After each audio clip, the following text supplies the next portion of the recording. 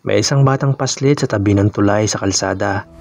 Nakatayo at matyagang naghihintay ng bibili ng labit-labit niyang lobster.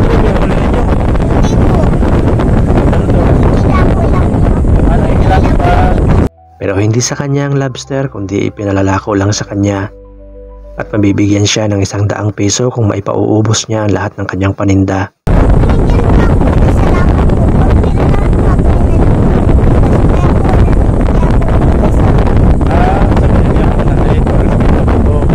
₱100 piso naman ang siyang ibibili niya ng bigas sa pag-uwi niya sa kanilang bahay. At sa pagsama natin sa kanilang bahay, lalo pa nating hinangaan ang pagiging mature nitong si Luntin. Yung kanilang lababo dito sa gilid ng dagat, ginawa nila ate para dito pinapatong yung kanilang kaldero, dito sila naghuhugas. Kaya ano mga kwal, legit na survivalist dito sila ate. Kaya gumawa po tayo ng bangka na magagamit ng kanyang ama sa paghahanap buhay. Pero sa pagdaan ng mga bagyo dito sa Camarines Norte, kumusta na kaya sila? Mga kwal, balik mapansin nyo, ito yung bahay ni Lonchin, yung kitinda ng lobster. Ito. Matatapos lang mga kawal ng bagyo. Ito sila, nakikituloy sila dito sa... Kaninong bahay nga po ito ate? Kaninong bahay? Kapatid ko po. Sa kapatid nyo? Ayan. Lumipat po kayo bago magbagyo? Opo. Ayan. So, mula na magbagyo ate, bumalik na ba kayo doon? Bumalik pa kayo doon? Hindi pa? Hindi pa po. Kasi yung... Ano po, yung bahay niyo po doon, nawasak, nasira po ng bagyo. Nasira po. Nabalitan niyo na po. Nandun lang po si Kuya Eming. Po, naroon pa po doon. Opo. Tapos yung bangka po, nabalitan niyo na po yung nangyari sa bangka. Nabalitaan ko na po. Nasira din po yung bangka. Ay, kaunting sira rin po yung bangka. Tapos, pero yun nakakawad, pero ang totoo makakawad, ang pinakamalungkot sa nakwento sa amin ni Ate Arlene. Ay pagkakasakit ni Liit, kung tawagan po ay si Liit. Sa ngayon po kasi hindi siya masyado nakakakilala. Yan. Kailan pa siya nag-umpisa atin hindi nakakilala? Noong ano pa po, September pa po. September pa? Hindi po siya nilagnat?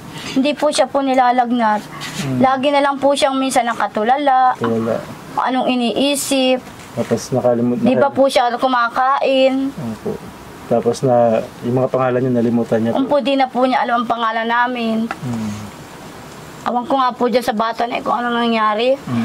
Kaya gustong-gusto ko po itong patingnan, ipagamot. Kung anong karamdaman po nitong anak ko. Ilang taon na nga po siya? 14 po. 14 siya. Biglang nakalimutan niya yung kanyang pamilya. Nagkaroon siya ng amnesia sa hindi malamang dahilan. Sa palagay mo ate, ano pong dahilan? Abang ko po at bigla na lang po yan nagkaganyan po. Wala ba kayo ibang anak na nagkaganyan? Po, ito lang po. Siya lang. Nakalimutan niya kayo. Parang ang sakit nun na madama niya. Bigla siya nakalimutan. Tanda mo pa bebe ang pangalan mama mo? Ha? Anong pangalan mama mo? Bebe? Limot mo yung pangalan niya? Alam mo? Si ito, kilala mo siya? Di nga po nakakakilala po siya. Gusto mo magpa-check up, bebe? Hindi? Hindi lang siya nagsasalita talaga. Puro gaya na lang po yan. Tatanungin ko po yan, anong naramdaman mo? Wala. Wala. Ano masakit sa iyo? Wala. Wala po kayong ka-ideya sa kung ano po yung nangyari? Wala naman po. Tinatanong ko po siya. Wala naman, sabi daw po niya, di siya naimik, minsan awan. Bigla niyo na lang siya nakita na parang nakatulala. Kakalungkot yung nangyari. Tingnan mo po, oh. Ganyan, oh. Nakatulala po yan, oh. Hindi makakain. Hindi mo na kami naalala, Bibiliit? Hindi mo kami naalala? Ha? Hindi mo na kami naalala? Kami yung may dalang bangka sa inyo? Limot mo? Tanda mo yung bangka? May dalang bangka sa inyo? Tanda mo yung bangka nyo? Alam mo may bangka kayo? Kami yung nagdala ng bangka, ano? Kami yung nagpunta dun sa inyo, may dalang bangka. Limot mo na pala kami, no? So, ganun mga kawal na kakalungkot nangyari kay Bibiliit. Kung maalala niyo mga kawal, masigla pa ito si Bibiliit. Noong pumupunta kami sa kanya, Tapos yan, ayon sa kwento ni ate, nagkaroon ng mga problema sa kanila, mga trahedya sa pamilya nila na parang nakatrauma. Sa tingin nyo ate, trauma yung dahilan? Parang po trauma na rin po at nagbulong-gulo na po ang utak ko nga dito kung anong kong gagawin. Sige ko nga po dasal ko, habi ko, paano na po itong anak ko, tulungan mo po ako. At Hindi pa po nyo napapacheck up? Saan? hindi pa po. So wala pa po kayong ideya kung anong dahilan. Pero Wala po. hindi po siya nilagnat ng matindi. Hindi naman po siya nang nilalagnat. Kasi may mga alam po akong ganyang pangyayari. Nagkaroon mula ng lagnat, sobrang lagnat, tapos convulsion. Pagkatapos ng convulsion, nagkaroon ng amnesia. Wala, Hindi po siya ganun. wala po, bigla na lang po ito gumanito po. At meron din po lugar ako na rinig sa isang lugar. Meron po tinatawag na malaria, nasa tubig. Ang epekto naman nun, nakakalagnat din yung mga tao, tapos nagiging malilimutin din yung mga tao. Iniisip ko po baka sa tubig po ninyo doon, iniinom. Pero siyempre kung sa tubig, hindi lang sana siya, pati sana kayo. Awan ko nga po kung bakit ito nagkaganito. Naalala ko Bigla na dati lang po naman po siya mahihain, di ba? Mhm. Dati naman siya mahihain. Pero mas malala pa po Mas ngayon. ngayon din siya umiinit. Hindi na po naimik. Tapos yun. Kaya nagulat niya ako yun, hindi niya na kami kilala. Kapi-gabi nga po ako nagdadasal dito. Sabi ko, Diyos ko, mahal na Panginoon, tulungan po kami. At itong anak ko ay kawawa naman. Kung ano po kung gagawin ko, walang-wala po kami. Hindi ko po alam kung saan kami kukuha ng pampagamot nitong anak kong ito. Wala po kami. Diyos ko, batang ito. Nagibaan pa kayo ng bahay, tapos nasira kayong panghanap buhay. Ikaw, baby, okay lang. Ano mo ngayon, baby? Anong nadarama mo? Nasira na pala yung bangka natin. Hindi naman po, kunti lang naman daw po ang sira. Hindi, pagpunta namin doon, sira na talaga eh, nakita namin. Sira na daw. Pagpunta namin doon, sino nagsabi sa inyo kaunti lang? Sabi daw po nung may kapitbahay namin doon. Hindi, nakita namin doon, pagpunta namin, sira na siya. Sira na daw. Sira. Sira na, wala na, hindi na siya mukhang bangka. Nalulungkot ka ba? Wala na yung bangka? Oo. May dala po kami para sa inyo. Yes. Ayan. Ito. So, lagay natin yan dito. Galing po ito kay Sir. Nagpadala po sa Sir Erwin Santiago ng para sa inyo. Ano po? Yung bigas, saka pang-ulam. Tapos ito po yung pinakamahalaga niyang pinadala kasi tama, nakita niya po yung kalagayan niyo doon. Tingnan po natin kung ano ito. Sinabanggit mo kanina ate, ano pong ilaw nyo rito ate? Ano po, yung gasira na Gas? po. Ito, karoon. Ayan. Ayun.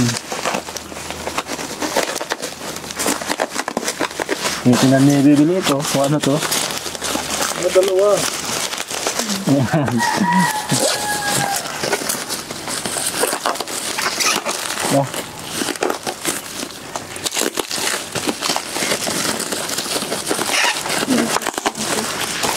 Apat pa rin. Apat. Apat? Apat. Yung mga pinalim. Ang ganda, baby.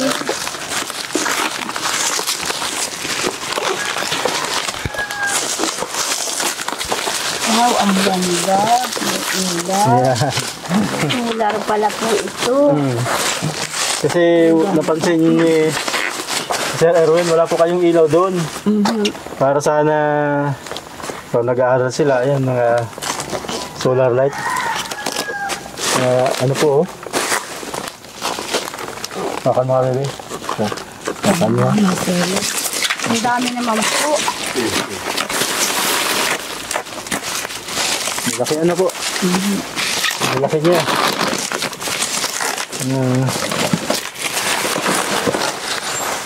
Ayun, tama. Dalawa ang solar panel, tapos dalawa. Ano to ate? Para sana, kahit gabi, parang araw sana doon sa inyo. Pero, plano nyo na pala ate, dito na kayo titira po. Opo. Pero yun, para, yun na nga po kayo, bumili ng gas.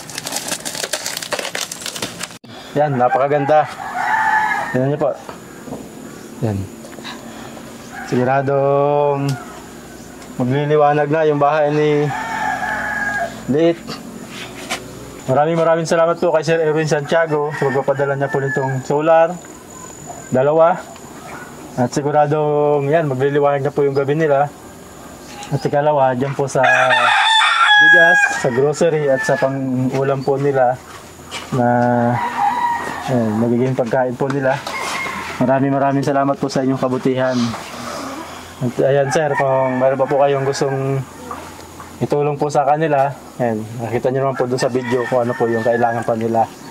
Nasabi nyo po, tingnan po namin. Salamat po sir sa kabaitan po ninyo. Sir, pinaalala nyo na ibili sila ng karning baboy para aling kay Sir Erwin Santiago. Ayan, makahigop man daw po kayo ng sabaw lalo't katatapos lang ng bagyo. Ano po? Kaya yan, lulutuin po ninyo to. Okay lang. Paborito nga po ni Bibilit po ang sabaw. Ayan. Ang gusto po niya may sabaw. Nabanggit niyo po kanina hindi siya kumakain. Ano pong mga ulam ang ayaw niyang kainin? Ayo, alam mo, sabaw lang po ang gusto niya. Sabaw lang lagi. Ayun. So, kagaya sabi mo kanina tuyo, hindi siya kumakain. Hindi po.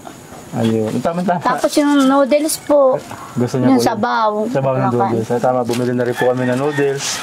Meron po itong kape. May kape. Tapos yung biscuit po, yung kumakain may biscuit siya. din po ito. May biscuit po ito. Tingnan nga natin yung biscuit. Sige. Maraming salamat po sa pinadala niyo po sa amin, lalo na po din sa ilaw na ito. Tapos dito po sa mga grocery, maraming salamat po. Sana po sobra pa pong biyaya ang dumating sa inyo. Salamat po. Ayan. Ano po. Nakakatuwa naman yung binanggit ni Liit. Ano po. Hindi niya sinabi yung biyaya ang dumating sa kanya, kundi doon sa nagpadala. Maraming salamat po Sir Erwin Santiago at binigyan mo po kami ng pang-ulam dahil dito sa anak ko may karamdaman at mga grocery po, bigas. Maraming po salamat po sa inyo sa tulong po ninyo ibinigay lalo na po ito, pang-ilaw. Maraming pong salamat po sa inyo sa ibinigay po ninyo sa amin tulong sa aming mag-iirina. Maraming salamat po. Sana po marami pong biyayang dumating pa po sa inyo. Lalo na po sa amin. Maraming salamat po sa inyo. Sa inyo po. Ako po ay ninenervous at natutuwa po dito sa pagpunta po nila dito sa amin at nabisita po kami utro. Maraming pong salamat po sa iyo. Sige bebe, buhay mo daw. Liwanag, anak. Ayan. So, mamayang gabi, mas maliwanag pa yan. Para ditong araw. Parang umaga lang yung gabi mo. Tapos kapag nakagawa na kayo ng bago nyong bahay, lalagyan na natin yung ilaw nyo. Ano? Opo.